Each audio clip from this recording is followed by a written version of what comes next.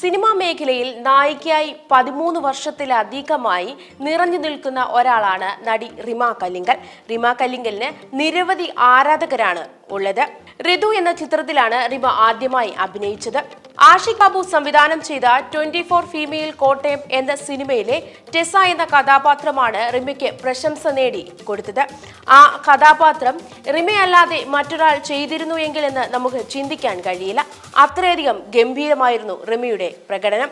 പിന്നീട് നിരവധി മികവുറ്റ കഥാപാത്രങ്ങൾ റിമ സിനിമയിൽ അവതരിപ്പിച്ചിട്ടുണ്ട്. ആഷിഖ് ബാബുവിനെ തന്നെയാണ് റിമ വിവാഹം ചെയ്തിരിക്കുന്നത്. തുടർന്നും സിനിമയിൽ അഭിനയിച്ചു.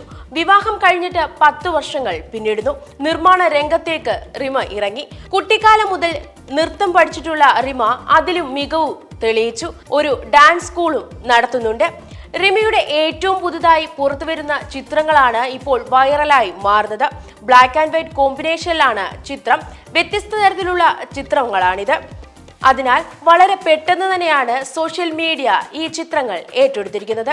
താരത്തിന്റെ ഈ ഫോട്ടോയ്ക്ക് താഴെ നിരവധി കമന്റുകളും എത്തുന്നുണ്ട്.